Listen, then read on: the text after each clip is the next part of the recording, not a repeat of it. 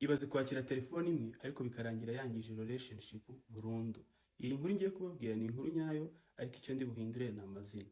Maintain.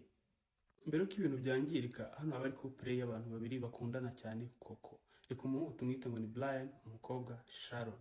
Gusa uyu Brian afite akageso kamwe ko guhisha umukobwa password ya telefone. Aha rero umukobwa afite anniversary, biriwe mu rugo bose, ibintu bimeze neza, amahoro ni yose. Ariko umuhungu arimo yitegura kugira ngo ajye gukora shopping ko kugira ngo agure impano zo kuzanira uyu mukobwa ku munsi we w'isabukuru.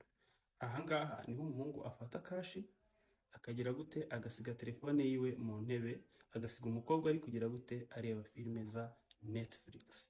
Aha ngaha umuhungu aragiye asize umukobwa mu nzu. None umukobwa uko yagasigaye mu nzu aba ari kureba filime atuje, yajya kumva telefone irasonye bwa mbere, akayihorera akavuga ngo buriya nta birenze, ko ari umuhungu nta kuntu najya kuyitaba, birumvikana. Yajya kubona akabona irasonye bwa kabiri, akavuga nyifate sinyifata. Aha rero niho aza gufata umwanzuro uhindura byose, kuko umukobwa aragenda telefone akayifata, akitegereza umuntu uhamagaye akabona handitseho boss, akavuga ati aha nta birenze, wabona ari boss we ufite icyo amushakira cyihutirwa. Telefone arayifata agashyira ku gutwi, yamara gushyira ku gutwi, mu gihe ataragira ikintu avuga, akumva ku yindi side hahise hazamo ijwi ry'umukobwa rivuga ngo babe, bite ko wambeshye ngo saa 10 turaba twahuye, byagenze bite? Nyine ikumva n'undi mukobwa wajaminze cyane afite ukuntu yababaye. Aha ngaha ikintu Sharon ayikora ni guhita akupa telefone, ubundi akahita asubira kwirebera movies za Netflix.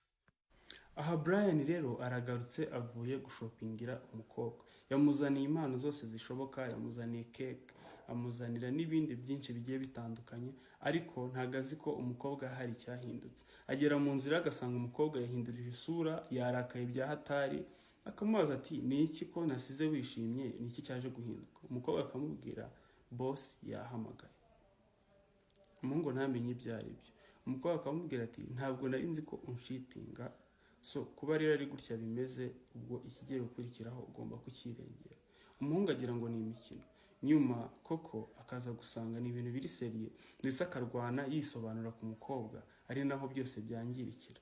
Umukobwa akibona ko umuhungu ari kwisobanura, icyo yita akora ni ukuhita amenya yuko koko ari byo amucitinga. So ahita agira gute, ahita ava muri salo byihuse, akahita agana ku cyumba, aribwo ahita atangira gupakira ibintu bye byose, arwana no kugira ngo yisohokere agende. Ibyo arabikora, yamara kugera muri salo asanga umuhungu yamaze guhagarara ku muryango wo muri salo, asa nkaho adashaka ko umukobwa agenda, mbese aba yashyizeho defense kabisa. Aha rero umukobwa uko arwana no gusohoka, niho biza kugera ahantu umuhungu afata umukobwa mo aha mu kuboko. Umukobwa aramwishikuza, ari umukobwa ufite imbaraga kabisa, aramwishikuza, umuhungu akaza kwisanga hasi akagwisha umusaya. Mu kugwisha umusaya, umukobwa agerageza gutambuka kuko aba yambaye high heels, bikarangira azimukandagije aha munsi y'ijisho, agatangira kuva amaraso. Rero ikintu kiza kubaho ni iki, aha umuhungu abona umukobwa agenda arenga, ariko agasigarana amarira menshi n'agahinda, ndetse no kwicuza, kuko nyine abazi yuko ibyo azize kutaba indahemuka.